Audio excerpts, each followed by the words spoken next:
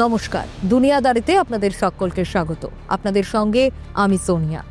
ভাবুন তো, কোনো এক ভোরবেলা ঘুম ভেঙেই আপনি শুনতে পেলেন দুই দেশের সীমান্তে বোমা বর্ষণ চলছে, যুদ্ধ বিমান আকাশে উঠছে, মানুষ ঘর ছেড়ে পালাচ্ছে, কুল কিনারা খুঁজে পাচ্ছে না। কি শুনেই ভয় করছে না? কিন্তু এরকমই একটা ঘটনা ঘটছে থাইল্যান্ড আর কম্বোডিয়ার সীমান্তে। আর পুরো ঘটনায় ভয়ঙ্কর F-16 যুদ্ধ বিমানের কথা বারবার সামনে আসছে। হঠাৎ করে দুই দেশের এই সংঘর্ষ কেন শুরু হলো? কে আগে হামলা করলো? আর পরিস্থিতি এখন কোথায় দাঁড়িয়ে? আজ আলোচনা করব দুনিয়াদারিতে সে বিষয়। 24শে জুলাই 2025 ভোরবেলা থাইল্যান্ডের সেনারা দেখতে পান তাদের সীমান্তের একেবারে কাছে কম্বোডিয়ার একটি ড্রোন মানে দূর থেকে চালানো এমন একটি ক্যামেরা ও নজরদারি যন্ত্র। এই ড্রোন আসে তামুয়েন থম মন্দির এলাকার কাছে। তার কিছুক্ষণ পর থাইল্যান্ডের সেনা ঘাঁটির সামনে প্রায় 6 জন কম্বোডিয়ান সেনাকে দেখা যায়। তাদের হাতে রাইফেল আর গ্রেনেড রয়েছে। এরপর সকাল 8:20 কম্বোডিয়ান সেনারা থাইল্যান্ডের ঘাঁটিতে গুলি চালাতে শুরু করে, রকেটও ছোড়ে সিসাকেত নামে একটি থাই প্রদেশের দিকে। থাইল্যান্ড আর চুপ করে থাকে না, সরাসরি আকাশপথে প্রতিশোধ নেওয়ার সিদ্ধান্ত নেয় তারা। F-16 যুদ্ধ বিমান পাঠায় সীমান্তে। মোট 6টি ফাইটার জেট রওনা দেয়। এর মধ্যে একটি যুদ্ধ বিমান কম্বোডিয়ার ভেতরে ঢুকে পড়ে এবং সেটি সামরিক ঘাঁটি লক্ষ্য করে বোমা ফেলে। থাইল্যান্ডের সেনার মুখপাত্র বলেন, তারা প্ল্যান মতো শুধু সেনা ঘাঁটি লক্ষ্য করে হামলা করেছে। বিস্ফোরণের আওয়াজে সীমান্তে আতঙ্ক ছড়িয়ে পড়ে। সেটাই তো স্বাভাবিক, লোকজন ঘর বাড়ি ছেড়ে পালাতে শুরু করে। প্রশ্ন উঠছে, এই সংঘর্ষ শুরু হলো কিভাবে? সবথেকে বড় প্রশ্ন, কারা শুরু করলো এই সংঘর্ষ? থাইল্যান্ড কি বলছে, কম্বোডিয়া কি বলছে? দুদিকটাই দেখা দরকার।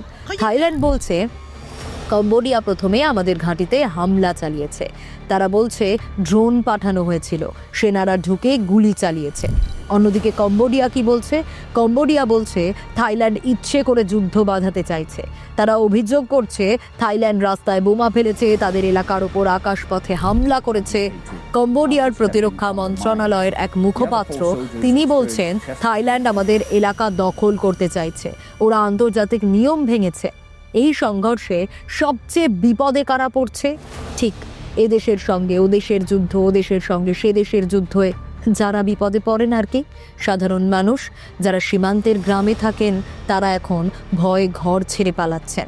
কারণ তারা তো বুঝে উঠতে পারছেন না কি হলো হঠাৎ করে।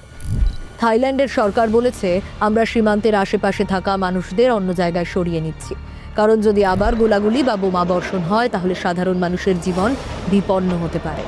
থাই সেনা আরও অভিযোগ করেছে, কম্বোডিয়ান সেনারা গ্রামে গিয়ে যুদ্ধের সরঞ্জাম রেখেছে, সাধারণ মানুষদের ঢাল হিসেবে নাকি ব্যবহার করতে চাইছে। কিন্তু এই মুহূর্তে দুই দেশই বলছে তারা যুদ্ধ চায় না, কিন্তু তারা আত্মরক্ষা করবে। বাস্তবে কি হচ্ছে? দুই দেশই একে অপরকে দোষারোপ করছে। কেউ বলছে ড্রোন পাঠিয়েছে, কেউ বলছে বোমা বর্ষণ করেছে।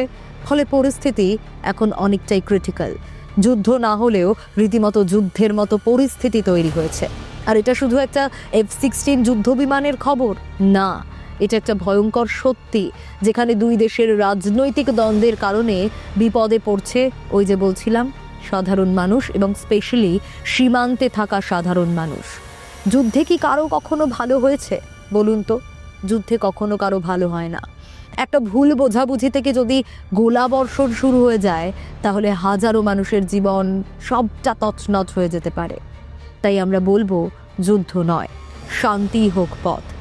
কিন্তু কোথায় এগোবে? কোথায় যাচ্ছে পরিস্থিতি? কোথায় যাচ্ছে থাইল্যান্ড কম্বোডিয়ার এই যুদ্ধ পরিস্থিতি? নজর থাকবে আমাদের।